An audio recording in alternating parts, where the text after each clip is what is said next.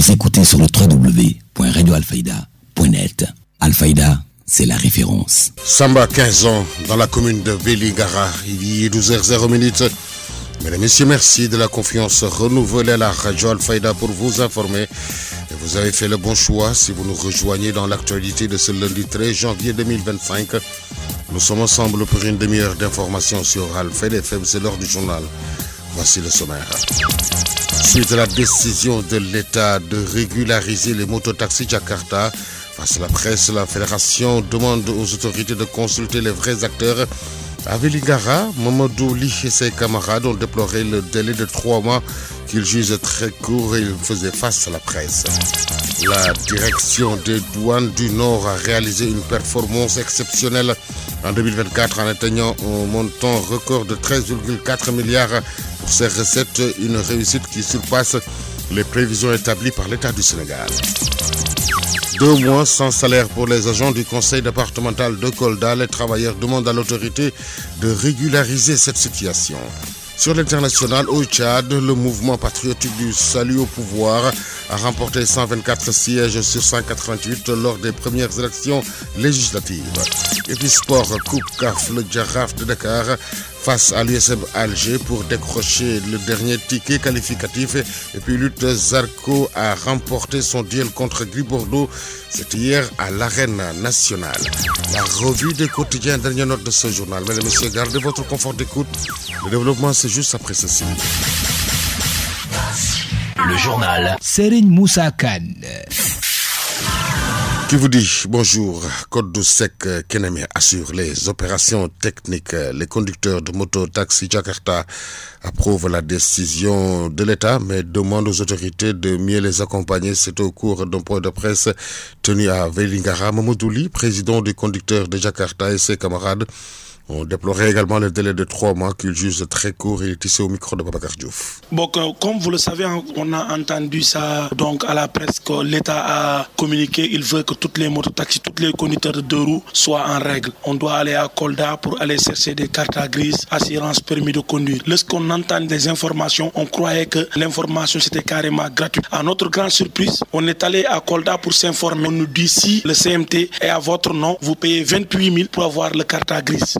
Autant qu'on parle du permis de conduire. Comme vous le savez, au Sénégal, pour avoir un permis de conduire, c'est une procédure. Avoir l'assurance, c'est une autre procédure. Il y a beaucoup de problèmes. Ce que nous voulons sincèrement, en tant que Sénégalais, nous voulons qu'entre 3 mois, c'est très petit, il doit augmenter entre 6 ou 1 an, parce que les motos sont nombreux. Ici à Vélingara, il y a 2 départements et la région, il y a beaucoup de motos. Vélingara, c'est la 2e ville à part Kaolack, la 2e ville à être des conducteurs de mototaxi dans ce pays. Mais maintenant, pour nous aider, il doit augmenter le temps et pour que tout le monde puisse avoir des cartes grises. Mais si on communique, on dit que les taxis motos, les trucs là sont gratuits, ne sont pas gratuits. Il faut qu'on paye entre 20 et 28 000. Mais si vous allez à Kolda même, si les CMT n'est pas à votre nom, vous êtes obligé d'aller chercher le photocopie du vendeur et avoir un acte de vente pour pouvoir procéder à avoir le carte grise. On dit que c'est le plaque, ça coûte 28 000, c'est un peu cher quoi. Parce que comme vous le savez, en ce moment, c'est un peu difficile. À l'instant, Mamadou Li qui réagissait au micro de Babacar Diouf en conférence de presse. L'association des livreurs et tchak-tchak du Sénégal interpelle l'État sur les difficultés que rencontre le secteur. Ibrahima Badji, secrétaire général de l'association, évoque également les problèmes concernant la mutation. Pour éclaircir quelques situations sur la désinformation et la malinformation portant sur l'immatriculation que l'État du Sénégal a offert donc aux livreurs tchak-tchak du Sénégal. Donc nous avons noté des agissements venant de différentes régions, précisément donc à Ziguinchor et à Kaolack. On est là aussi pour éclaircir quelque chose. Donc nous avons eu à rencontrer le ministre Yankoba Diémé au niveau des locaux du ministère Transport à Diamniadio et nous avons débattu sur différents points, notamment le prolongement des 3 mois qui suscite énormément de débats et aussi l'obtention directe du carte grise donc à partir du prix 28 000. Donc, il nous a dit que comme ils vont s'organiser de telle sorte qu'ils vont décentraliser donc les locaux donc au niveau de Colobane pour les amener donc à Cissesse, plus précisément donc au niveau de la foire. Ils vont aussi essayer de voir comment mettre le numéro commercial du service de mine en numéro vert. Ils vont aussi essayer de voir avec le ministre de l'Intérieur pour comment faire de telle sorte que donc ceux qui avaient besoin des actes de vente au niveau du police centrale, ils vont le décentraliser au niveau de tous les commissariats, au niveau des communes. Ibrahima Badji, selon lui, pour enrôler plus de motos, il faut décentraliser le lieu de rencontre et demande à ses camarades de bien vérifier leur CMC et de se munir de tous les autres papiers, procéder à la formalisation pour être dans la régularité. Écoutons-le. Je pense que quand on dit que donc on vous offre l'immatriculation, c'est-à-dire une fois que le policier vous arrête, il vous demande tout simplement votre permis de conduite et l'assurance. Il ne va pas vous demander donc la plaque d'immatriculation, puisque la plaque d'immatriculation est gratuite donc de 3 mois. Maintenant aussi, eux, ils ont soulevé des problèmes. Parce que si vous n'avez pas le permis de conduire, si vous n'avez pas la carte grise et si vous n'avez pas l'assurance, là aussi c'est catastrophe pour un conducteur de moto. Il faut se dire la vérité honnêtement. Maintenant, on demande aux autorités donc j'essaie d'alléger un tout petit peu donc les coûts et aussi de discuter avec ce qu'on appelle nos autorités policières pour qu'ils essaient de faire une petite compréhension pour les livreurs durant ces 3 mois. Je pense que la plupart, ils ont soulevé un point pour dire que donc le délai devait être normalement prolongé de 6 mois. Je pense que nous, on l'avait souligné avec le ministre, mais il nous a répondu qu'il fera le nécessaire pour essayer d'agrandir non seulement l'espace, donc le site, c'est-à-dire déloger le site, faire 2 sites donc au niveau de 6S. Nous les avons aussi dit que la plupart des livreurs, ils ont un problème de papier, c'est-à-dire la personne qui les a vendu la moto n'est pas là et ils auront forcément besoin de sa pièce d'identité. Ils nous ont dit que non, maintenant ils vont faire quoi? Ils vont essayer de voir comment faire que le livreur, quand il amène sa CMC, donc il amène sa photocopie d'identité réalisée au lieu de la photo d'identité du vendeur. Je pense que la mentalité à la sénégalaise, donc on fait tout le temps les choses donc à l'envers. Je pense que l'État ne gagne rien s'il vient nous formaliser notre secteur. Donc c'est à nous, c'est notre devoir avant de conduire une moto, donc de chercher d'abord la carte grise, le permis de conduire et l'assurance. Donc je pense que l'État nous appelle sur la formalisation et on doit forcément donc les soutenir. Et tout livreur, j'appelle tout livreur donc à aller appeler le numéro du service des mines pour essayer de prendre rendez-vous et éventuellement d'immatriculer. Il y a 3 types de motos, moto livreur et moto qui transportent et le moto particulier. Je pense que vous parlez des passionnés, vous parlez donc des tchak-tchakman qui font le transport et des livreurs freelance. Je pense que ça concerne tout le monde. Oui, ça concerne tout le monde, Donc tout le monde doit avoir une plaque d'immatriculation. Ibrahima Badji, secrétaire général de l'association au micro d'Aronognon. Le secrétaire général de la Fédération des motos Jakarta, Mamadou Mbodj, demande à l'État du Sénégal de consulter les vrais acteurs et il dit être en phase suite à ces décisions, mais l'information ne passe pas. Je dis à l'État, il doit se poser d'abord des questions. Il est en train de négocier avec des gens à Dakar, alors que la tension monte dans les régions. Donc, il doit se poser des questions. Qu'est-ce qui se passe? Est-ce qu'ils sont en train de recevoir les vrais acteurs? Point d'interrogation. Maintenant, sur la deuxième question, sur le terrain, ce que l'État a dit et ce qu'il y a sur le terrain, c'est diamétralement opposé. Parce que si tu vas à la service des mines, on te dit de payer 2000 sur des timbres. Tu as un problème de CMC, de photocopie de carte d'identité. On te dit, le concessionnaire qui a amené les motos, il faut sa photocopie de carte d'identité. Où on va le trouver? Tu vas à la douane, on te dit de payer. Tu vas aux impôts et domaines, on te dit de payer. Mais à qui se fier? Donc l'information, ça passe pas. Qui dit vrai? Qui dit faux? Il faut que l'État prenne ses responsabilités. La responsabilité que je demande à l'État, c'est d'abord de consulter les vrais acteurs. Les vrais acteurs, je dis. Parce que dans les 14 régions, il y a des 14 responsables qui sont des présidents des régions, qui ont constitué une union nationale des mototaxis du Sénégal dirigée par le président de Ziguinchor, Ansoumana Badji. Donc il n'a qu'à recevoir ces acteurs-là, qu'on leur décline leur feuille de route, qu'on essaie de régler le problème avant de soit. Personne au Sénégal n'a refusé d'être dans l'illégal. On l'a toujours combattu. Du temps de Macky Sall, on l'a toujours combattu. On doit être en règle. Mais la manière dont l'État a pris les choses, ça règle pas le problème. Parce que, vu le nombre de motos qui circulent au Sénégal, plus de 400 000 motos au Sénégal, on veut régler le problème en 3 mois. Est-ce que ça, c'est dans la précipitation? Il faut revoir les choses, il faut discuter. Parce que l'État n'a pas besoin de tension ces temps-ci. Le secrétaire général de la Fédération, l'État du Sénégal doit prendre ses responsabilités et consulter les vrais acteurs. Selon toujours Mamadou Mbodj, le délai pour avoir un permis de conduire et autres papiers est très court. Face à cette situation, le secrétaire général de la Fédération demande au ministre tutelle de les recevoir dans son bureau pour décanter la situation. Pour ça, il y a un arrêté ministériel portant réglementation des vélos taxis au Sénégal depuis le 29 octobre 2012. Cet arrêté, c'est le problème. Parce que cet arrêté dit un mototaxi doit avoir une licence, carte grise, assurance, permis, visite technique. Maintenant, l'arrêté est en vigueur. C'est en vigueur. Donc, si les motos font leur immatriculation, alors que l'arrêté est toujours en vigueur, mais il y aura toujours des problèmes. Tu sors une force de l'autre, t'arrête et te dit où est ta licence. Qu'est-ce que tu vas faire? Mais le permis de conduire, on ne peut pas l'avoir en 3 mois. Tu dois payer 140 000 pour avoir un permis de conduire. L'assurance, tu dois payer 32 000 pour avoir ton assurance. La carte grise, il n'y a pas de gratuité. Il faut que le ministre, le directeur, reçoive les acteurs principaux.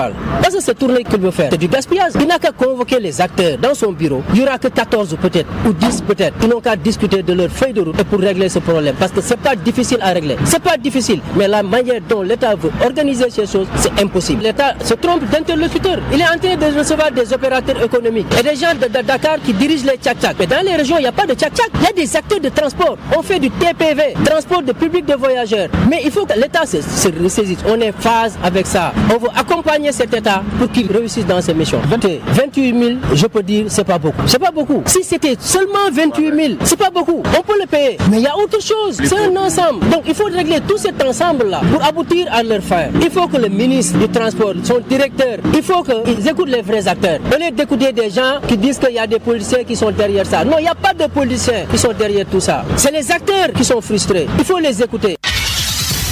L'actualité régionale, nationale, c'est sur Alfayda FM 90.1. Émettons depuis Medina Baye, Mouboul Cheikh Imam Hassan Sissé, Studio Ali Momara Alilo. L'info se poursuit également sur les www.radioalfayda.net. 2 mois sans salaire pour les agents du conseil départemental de Kolda. Les travailleurs demandent à l'autorité de régulariser cette situation récurrente au niveau de l'institution. Selon le président Moussa Baldé, le conseil départemental ne détient aucune ressource pouvant résoudre cette équation. Il est ici au micro de Papa Kadjalebal. Le retard sur les salaires s'explique par le fait que, par notre héritage, vous savez, avant les conseils départementaux, il y avait les conseils régionaux. Par exemple, Faboulé était le dernier président du conseil régional de Kolda. Je suis le premier président du conseil départemental de Kolda. Alors, lors de la dévolution, il se trouve que le conseil départemental de Kolda avait l'un des plus grands nombres de salariés. Je pense qu'on était 2e au niveau national après Mata. Il y avait un déficit énorme. À l'époque, le déficit sur les salaires, c'était 6 mois. On s'est battu à l'époque pour résorber petit à petit ce gap. Je me rappelle, il y a un moment où c'est toujours le ministère des Finances qui nous permettait de passer le cap. Jusqu'à un certain moment où on avait stabilisé 11 mois de salaire, aussi avec un peu de fonctionnement. Et le 12e mois, on le prenait toujours sur le budget N+1. Alors, il se trouve que cette année, il y a eu de nouvelles mesures sur le relèvement, par exemple, des indemnités des membres du bureau. Il y a eu une indemnité qui a été créée par décret pour le père régional. Ce qui a fait que on n'a pas eu le réflexe à temps de mettre l'équation, disons, d'équilibrer nos équations, simplement. Et ce qui fait qu'on a aussi entamé le mois de novembre. Donc, on est en train de faire des démarches au niveau central pour qu'on nous aide à épurer ça. Pour régler définitivement ce problème, pour 2025, nous avons budgétisé 14 mois de salaire. Pour d'abord payer la dette des 2 mois de salaire et ensuite assurer 12 mois de salaire. Donc voilà un peu ce qui est arrivé et je pense que les agents du conseil départemental savent que nous avons, durant ces 10 dernières années, fait beaucoup d'efforts. D'abord, je pense qu'il y a eu une augmentation de salaire. On a tout fait pour que nos agents soient couverts sur le plan sanitaire. Ils ont tous la couverture sanitaire. Donc ils savent les efforts qu'on déploie pour les mettre dans de bonnes conditions. On est tous désolés de ce contretemps qui vient très mal parce qu'il vient lors des périodes de fin d'année. Mais vous savez, à l'impossible ni le tenir et nous déployons encore des efforts cette semaine pour que, en tout cas, il soit payé le repas. Direction la première capitale sénégalaise où il est 12h13 à Sor et à Balakos où la douane a franchi un nouveau seuil en enregistrant près de 13 milliards de recettes, dépensant ainsi son objectif initial de 11 milliards selon le colonel Ousmane Khan, directeur général des douanes du Nord avec Bara Diop. Effectivement, pour cette année 2024, la direction régionale Nord a réalisé 13 milliards 400 millions sur un objectif de 12 milliards qui nous avait été fixé. C'est un résultat qui sera apprécié par les autorités parce que nous ne sommes pas dans une dynamique d'apprécier quoi que ce soit. Nous sommes des soldats, on nous assigne des objectifs et on se donne les moyens de les atteindre. Mais n'empêche, nous pouvons dire que quand même qu'il y a un glissement positif par rapport à l'objectif de 12 milliards qui nous a été fixé. Il y a un glissement positif de plus d'1 milliard, à savoir en valeur absolue et 11% en valeur relative. C'est l'occasion pour moi aussi de féliciter tous les agents de la direction régionale Nord à partir de la subdivision de Louga jusqu'au poste de Gourel Oumardi. Et mention spéciale au bureau des douanes de Rosso qui constitue la locomotive de la direction régionale. Tous les agents se sont mobilisés pour qu'on puisse quand même atteindre les objectifs déjà à la date du 30 novembre. Et après, notre souhait c'était de dépasser l'objectif pour vraiment répondre aux attentes des plus hautes autorités. D'autant plus que le référentiel économique Vision Sénégal 2050 privilégie la mobilisation des recettes internes. Les difficultés difficultés sont inhérentes à toute activité humaine, notamment au niveau de ces zones. Les difficultés d'ordre matériel ont été vraiment résolues par les autorités avec la dotation de moyens roulants et de matériel pour nous permettre de faire notre travail dans les meilleures conditions. Mais les difficultés auxquelles nous sommes confrontés, c'est des difficultés naturelles parce que nous avons souvent une tendance à rencontrer de l'hostilité de la part des populations. Et ça aussi, nous avons notre travail à faire là-dessus, à savoir se rapprocher davantage des leaders d'opinion, des autorités, des notables. Faire savoir que notre mission des forces de défense et de sécurité, c'est de protéger les populations. À l'instant, le directeur général des soldats de l'économie dans le Nord, le 2e bataillon du combat du génie de la zone militaire 6 a célébré la journée de Sainte-Barthe ou dite de cohésion. Le concept armée-nation est le véritable pilier de la cohésion sociale. Le lieutenant-colonel Oumar Ibrahima Dia, chef de corps du Badjen 2, au micro de Papa Kajali Badji. La journée qui nous réunit a pour objectif principal de permettre d'une part aux sapeurs qui n'ont pas participé à la cérémonie de Sainte-Barbe à Bargny de célébrer au sein de leurs unités la Sainte-Barbe. Mais d'autre part, de témoigner la reconnaissance du génie aux sapeurs qui sont atteints aujourd'hui par la limite d'âge. Cette activité de tradition constitue également une formidable occasion pour rendre hommage à nos illustres devanciers, bâtisseurs des solides fondations sur lesquelles repose le génie militaire aujourd'hui et qui constituent pour nous une éternelle source d'inspiration. Ainsi, au nom de tous les hommes et femmes qui servent le Badjen 2, je tiens à leur assurer que cet héritage précieux qu'ils nous ont légué sera préservé, consolidé et fructifié. L'édition 2024 de la Sainte-Barbe était célébrée sous le thème « Évolution du concept Armée-Nation et adaptation aux politiques publiques de développement, enjeux, défis et perspectives pour le génie militaire. Le concept d'Armée-Nation traduit le rôle fondamental des forces armées dans la vie d'un pays. Plus qu'une mission de défense, il s'agit de soutenir les politiques publiques de développement et de renforcer la cohésion nationale. Cette double mission sécuritaire et développementale comporte des défis majeurs. Les attentes des populations et des autorités augmentent, tandis que nos ressources restent limitées. Ainsi, chers sapeurs, nous devons adapter vite et efficacement. Nous devons nous innover, optimiser nos moyens et moderniser nos outils. De plus, la montée en puissance des nouvelles technologies exige que nous formions continuellement nos équipes pour rester compétitifs et performants sur tous les fronts. Face à ces défis, l'avenir du bataillon repose sur 3 priorités principales. D'abord, dans le cadre de l'approche globale, il faudra renforcer le partenariat avec les autorités civiles, les organisations et le secteur privé pour maximiser notre impact. Ensuite, nous devons investir dans la formation et l'innovation pour que nos soldats soient polyvalents, pour rester aussi efficaces sur les chantiers que sur le terrain opérationnel. Enfin, maintenir un équilibre entre nos missions de développement et nos responsabilités militaires, car c'est uniquement dans cette synergie que résidera notre force. Le lieutenant-colonel Oumar Ibrahima Dia, chef de corps du Badjen 2, qui réagissait au micro de Papa Kajali Badji. L'honorable député Cheikh Tidiane Youm, avec d'autres parlementaires, ont rendu visite à la ferme de l'US. Cette visite entre dans le cadre des investissements et rencontrer également les employés. En tant que parlementaire, nous sommes venus visiter la ferme QVS en présence de l'honorable député Tafsir Choy et l'honorable député Dibissis pour venir visiter cette ferme par rapport à ce qu'on nous avait dit puisqu'on les avait déjà rencontrés, pour venir mesurer l'importance des investissements que nous avons vus, aussi bien du point de technologique, du point de vue économique, social. Nous avons rencontré également les employés et donc il était important de venir sur place, sur le terrain, voir exactement ce dont il s'agit pour pouvoir davantage sensibiliser nos autorités sur l'importance de maintenir cette activité ici afin de pouvoir permettre à la population environnante de pouvoir survenir à leurs besoins et d'avoir une autonomie leur permettant de gérer correctement leur famille. Donc ce que nous avons vu nous a vraiment rassurés en corrélation avec les informations qu'on nous avait données théoriquement. On a même été agréablement surpris de l'ampleur de l'activité. Personnellement, je ne pensais pas du tout qu'aujourd'hui au Sénégal, on avait cette capacité. Honorable député Cheikh Tidiane Youm à la ferme de l'US.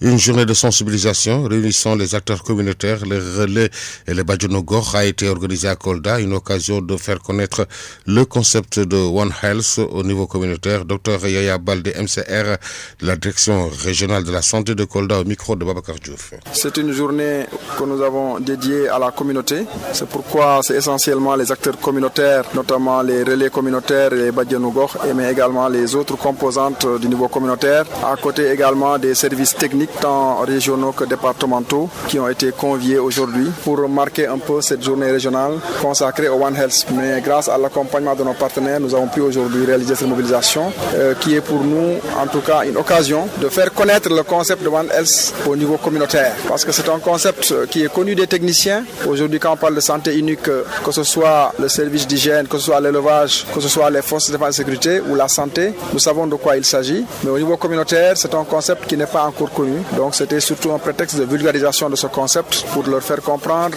que la santé humaine et la santé animale, mais également l'environnement sont fortement liés et qu'aujourd'hui, dans ce contexte mondial de changement climatique, mais également tout ce qu'il y a comme action de l'homme sur l'environnement, cela rend nécessaire, en tout cas, d'impliquer le milieu communautaire dans cette lutte pour que l'homme et l'animal puissent avoir une bonne santé et que cela nous permette d'évoluer ensemble dans un environnement sain pour préserver cette santé, surtout dans le cadre de ces maladies infectieuses. Nous avons donné des exemples. L'exemple le plus courant qu'on a évoqué, c'est la rage. Il faut qu'on s'assure de la santé de nos chiens domestiques et parce qu'on sait que cette rage animale peut contaminer l'homme. Il faut que le niveau communautaire s'implique également dans la sensibilisation pour la vaccination de ces animaux de compagnie, mais également pour qu'ils soient les premiers relais d'information lorsqu'il y a une situation suspecte, tant au niveau des animaux qu'il y a dans nos maisons, mais également au niveau humain, que le niveau communautaire puisse alerter les services compétents. Mais tout ce qui est secteur du transport également, l'éducation n'a pas été en reste. Il faut que dans les curricula de formation au niveau scolaire, que le concept de One Health soit également vulgarisé au niveau de nos élèves pour que tout le monde sache que cette santé, en tout cas, est fortement imbriquée entre l'homme, l'animal et son environnement. Donc c'était surtout cette journée que nous avons dédiée à la sensibilisation pour susciter un engagement communautaire pour donc, la défense du One Health. One Health, le ministre de la Santé et de l'Action sociale, Dr Ibrahim Ossi, était dans la capitale du Fouladou sur l'arrêt des chantiers, notamment les infrastructures sanitaires. Le ministre a préconisé de procéder à leur évaluation pour déterminer les réseaux.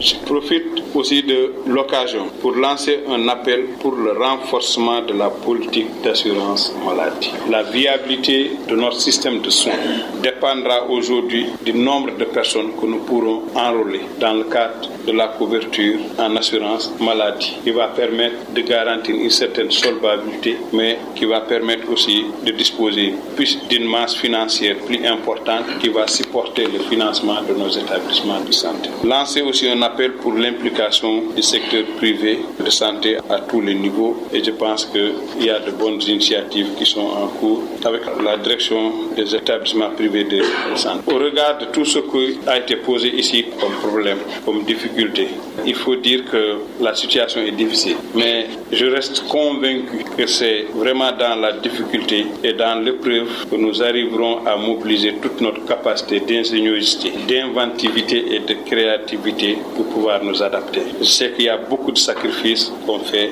surtout quand on parle de organisation et fonctionnement de notre système de santé, parce que l'équité est vraiment un concept très fort dans le cadre de la nouvelle gouvernance. Il y a une question qui est spécifique par rapport à la construction des infrastructures. Et je voudrais aussi faire une suggestion, surtout pour la région de Kolda, que le DRS essaie d'évaluer toutes ces initiatives de construction des infrastructures, mais qui ne sont pas terminées encore, pour comprendre les problèmes qui se sont posés. On avait parlé de PASM. J'ai le dossier, je connais le problème qui se pose. Il y a PUDC, il y a PUMA, mais il y a aussi le BCI. Tout ça, ce sont des initiatives qui sont en train d'être menées. Si elles sont à l'arrêt, ce serait bien qu'on puisse savoir les problèmes et qu'on puisse voir comment les surmonter avant d'entreprendre de nouvelles initiatives de construction. Parce que cela nous permettrait de comprendre le problème, de trouver des solutions et de pouvoir optimiser par rapport aux ressources dont on sera capable de mobiliser.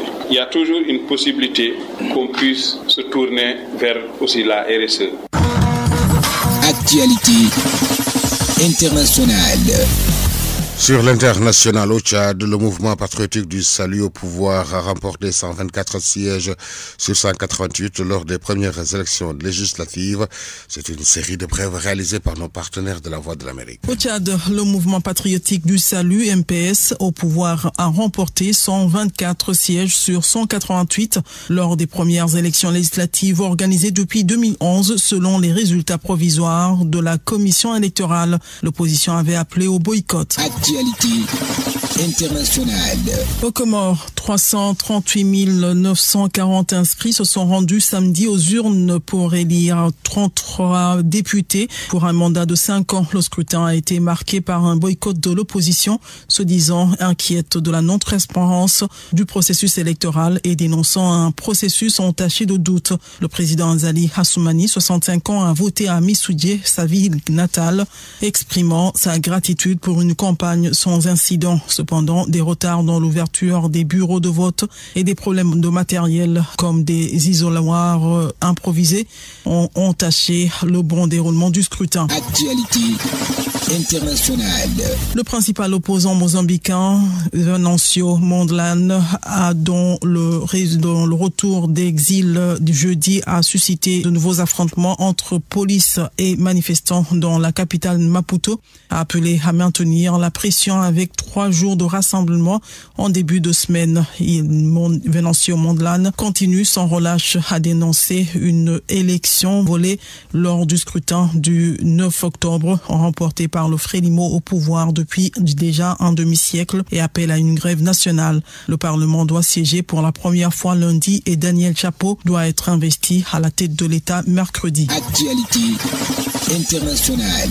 Au moins 16 personnes ont été tuées dans une frappe aérienne militaire dans l'état de Zamfara, au nord-ouest du Nigeria, lorsqu'un pilote a confondu des groupes d'autodéfense locaux avec des gangs criminels. L'incident a eu lieu alors que les habitants s'étaient mobilisés contre les bandits armés. Toujours au Niger, une autre Autrichienne a été kidnappée dans la ville d'Agadez, dans le nord du pays, a annoncé dimanche le ministère autrichien des Affaires étrangères, sans donner de précision sur l'identité des ravisseurs. Une militante tanzanienne des droits humains de premier plan, Maria Sarungi Terai, kidnappée dimanche dans la capitale kenyane Nairobi, a été libérée quelques heures plus tard après l'intervention de groupes de défense des droits de l'homme. Actualité internationale. Le Premier ministre israélien a discuté avec le président américain des progrès dans les négociations en vue d'un accord sur la libération des otages détenus à Gaza, selon son bureau. Cet échange fait suite à l'envoi d'une délégation israélienne à Doha pour des discussions avec le Hamas. Actualité internationale. Donald Trump a lancé dimanche une nouvelle attaque contre les dirigeants démocrates de Californie, les accusant d'incompétence dans leur gestion des feux de Los Angeles, ce à quoi le gouverneur a riposté en l'invitant à se rendre sur place. Les feux ont jusqu'à présent détruit plus de 12 000 structures et ont fait au moins 24 morts selon un nouveau bilan dimanche. Ils ont continué de gagner du terrain dimanche et pourraient se renforcer avec le retour anticipé des vents violents. Et sport.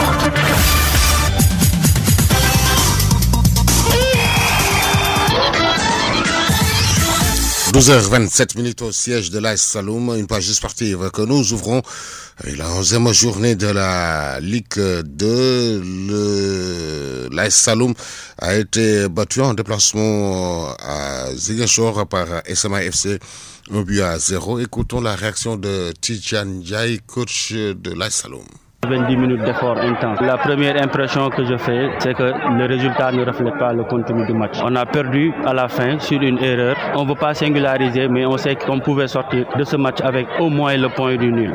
Vu que j'ai pris l'équipe le mardi passé, je suis l'intérimaire. Au passage, je remercie le président Fallou Kébé et tous les dirigeants du Saloum. Je suis un fils du club et j'en profite aussi pour faire un appel à tous les Kaolokois de venir s'unir autour de l'ASC Saloum pour qu'on puisse remonter le défi qui nous a été imposé. Bon, je pense pense pas, parce que le football, c'est pas une science exacte. Des fois, tu gagnes, des fois aussi, tu perds. Des fois, tu peux bien jouer et perdre. Des fois, tu peux mal jouer et gagner. Les résultats, des fois, ne reflètent pas les contenus des matchs. L'essentiel, c'est de croire à ce qu'on travaille à l'entraînement pour que les lendemains soient meilleurs pour nous. Mais je pense que c'est pas une fin en soi pour un footballeur de perdre un match. C'est un combat éternel qu'un footballeur doit mener et que chaque jour, chaque match est un combat que tu dois réussir. Maintenant, notre volonté et notre mission à nous, les entraîneurs, c'est de leur permettre de se surpasser à chaque match pour qu'ils puissent faire le maximum afin d'apporter des résultats positifs pour l'équipe. L'objectif reste le même, c'est de perdre le moins de matchs et de gagner de plus de matchs. Le maintien, le podium, tout ça, ce n'est que juste des trucs indicatifs. Mais pour moi,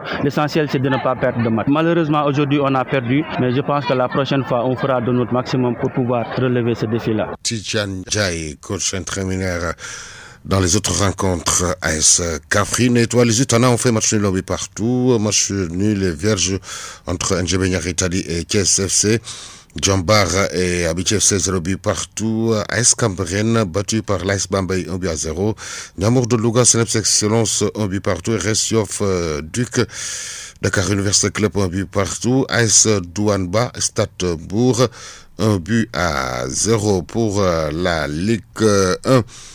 Pour la Ligue 1, Dakar Sacré-Cœur et Linguère de Saint-Louis ont fait match nul Blond, 0 but partout. Oslo FA bat HLM de Dakar 1 but à 0. Diamono de Fatigue battu par US Wakam 0 contre 1. Sonacos a été battu par Walidan 1 but à 0. US Gorée bat Tengue FC 1 but à 0. Génération Foot à Gilles de Rufusque reporté. Alors, Giraffe Casasport reporté à cause de la Coupe CAF, justement pour la Coupe CAF de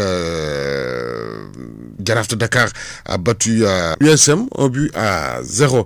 Alors, parlons de football, toujours Division 1, 6e journée, 11e journée, ce samedi 11 janvier. USPA bat Afa Grand Yoff 1 but à 0. Aigle de Médina et Amazon de Grand Yoff 0 but partout. AS Bambey bat Dakar Sacré-Cœur 2 buts à 1. Kaolack FC battu par Casasport 0 contre 2. Koumaré Sédhiou battu par par Ridjok 3 buts à 0. Éliminatoire mondial U17, le Sénégal et la Côte d'Ivoire se quittent sur un score d'un but partout dans le cadre du match aller du premier tour des éliminatoires du mondial féminin U17. Rendez-vous le 19 janvier à Thiès pour la manche retour. National 1, dans la poule A, Pépinière Sud et Cayor Foot ont fait match nul 3 buts partout. AS Kolda a su qu'un but partout. Don Bosco, Gazelle de Kédougou 3 buts partout.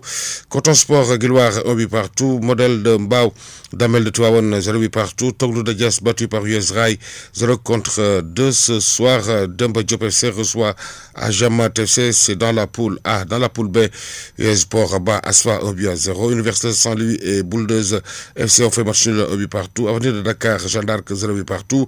Bourg Petite Côte Cœur Major 0 but partout ce soir. Africa Foot reçoit Yogo. Dekono de Louga reçoit AF Darussalam. Jok reçoit Ayo Agnam. Alors, Ligue des champions africaine pour le compte de la 5e journée. Hier, MC Alger bat tout puissant Mazembe 1 but à 0. Maniama a été battu par Sundowns 1 contre 2. Sagrada Esperanza battu par Pyramide 0 contre 1.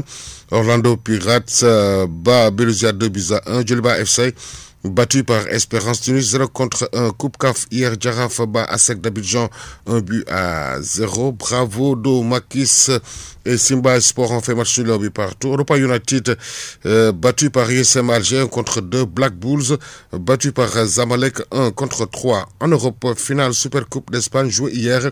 Le Barça écrase le Real Madrid 5 buts à 2 pour la 19e journée de la Liga. Atlético Madrid bat Osasuna 1 but à 0. Las Palmas s'incline devant Getafe 1 contre 2. 16e journée Bundesliga, Leipzig bat Werder de Brême 4 buts à 2. Augsburg s'incline devant Stuttgart 0 contre 1. 20e journée Calcio italien, Girona bat Parme 1-0. Venise a été battu par Inter 0-1. Bologne et AS Rome 2 buts partout. Lutte avec frappe hier à l'arène nationale. Zarco bat Girbordeaux dans le combat préliminaire. Etienne Kairé s'incline devant Fils de Bala. Pacola Baldé s'impose face au Game Talfa. C'était hier à l'arène nationale. Parlons tout cette fois-ci basketball. Basketball, vous savez qu'on a démarré la première journée du championnat masculin. Le GBA s'offre une première victoire en dominant US Sport 62-53. Le champion en titre Iceville de Dakar n'a pas tremblé, mais avait en face un promu, Zach Mbao, qui a bien résisté et montré du bon pour son premier match. Rai Bop, victoire de Louga Basket Club devant Mermoz 54-52. GBA bat Flying Sport.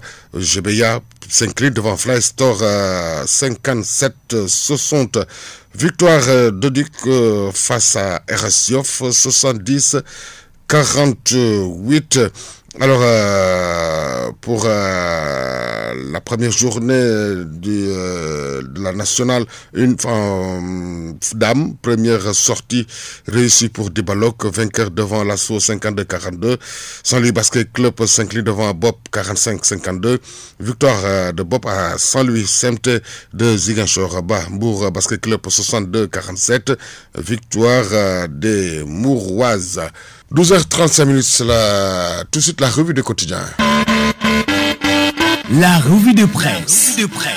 L'Obs place le soleil sur le quotidien Walf le matin.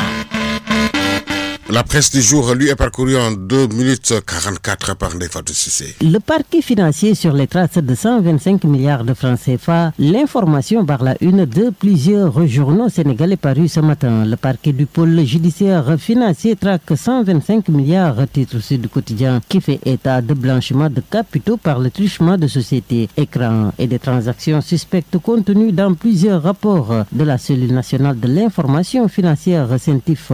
Au centre des enquête relève la publication. Libération de préciser que le parquet financier a bel et bien demandé au garde des Sceaux la levée de l'immunité parlementaire de Farbongom. Et puis dans le même journal, des révélations sur des montages frauduleux pour des prêts avec garantie foncière à la BND. Des terrains situés à Sing Sing et surévalués pour des prêts actés en 2018 au cœur d'une enquête confiée à la brigade de recherche de Kaolack.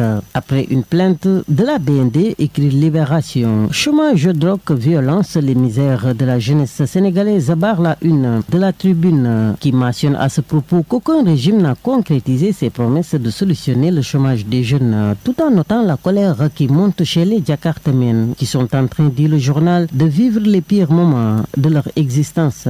C'est intéressant ce matin à la hausse des prix des denrées. Walf Quotidien parle de l'État qui fait face à la réalité du marché. Le ministre Serigne Gueye Diop remet les pendules à l'heure, souligne à ce propos le quotidien du groupe de feu Sidi Lamine Niasse.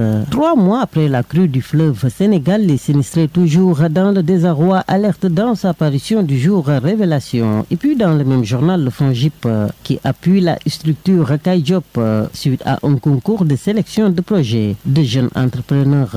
Visite de travail, le premier ministre Ousmane Sonko en terre mauritanienne, un relief qui jette son regard sur l'agenda du PMF mention à des réunions ministérielles ainsi qu'une rencontre avec la communauté sénégalaise et le patronat mauritanien. Et du côté du palais, le président pose des jalons, dit le quotidien national Le Soleil qui évoque ce matin l'institutionnalisation des rapports entre l'État du Sénégal et la religion. Le chef de l'État était en visite auprès de la famille omarienne à l'occasion de la célébration de la 61e édition de leur ziara annuelle. Un rappel à Dieu de Sidi Omar Kunta, Ndiassane personne imam, annonce ce matin le quotidien du groupe des médias. Sport recoupe tombeur de la SEC, un but contre 0. Le Jaraaf s'empare de la 2e place. Relate ce matin le quotidien sportif Record. Pendant ce temps, du côté de la Reine.actu Sport, à l'instar de plusieurs journaux, revient ce matin sur la victoire de Zarco qui prend le dessus sur Girbordeaux. Alfayda FM 90.1. C'est la fin de cette édition. Merci à Kodoussek Kenemé qui en a assuré la partie technique. La rédaction en chef a été assurée par Elhadji Ibrahima Gaye. Était devant ce micro, Serigne Moussa Kane. L'info revient dans moins de 22 minutes. Ce sera en Wolof avec Maria Maba. Tout de suite, le rappel de ce qui a fait l'essentiel de ce midi. Suite à la décision de l'État du Sénégal de régulariser les mototaxis Jakarta, face à la presse, la Fédération demande aux autorités de consulter les vrais acteurs. Vélingara Mamadou et ses camarades ont déploré le délai de 3 mois qu'ils jugent très court. Ils faisaient face à la presse. La direction des douanes du Nord a réalisé une performance exceptionnelle en 2024 en atteignant un montant record de 13,4 milliards pour ses recettes. Une réussite qui surpasse les prévisions établies par l'État du Sénégal. 2 mois sans salaire pour les agents du conseil départemental de Kolda. Les travailleurs demandent à l'autorité de régulariser cette situation. Sur l'international au Tchad, le mouvement patriotique du salut au pouvoir a remporté 124 sièges sur 188 lors des premières élections législatives. Le sport et la revue de quotidien ont bouclé la boucle. Mesdames et messieurs, merci de vous avoir accueillis dans l'intimité de chez vous. Excellente suite des programmes sur la 90.1. Le journal Serigne Moussa Kane.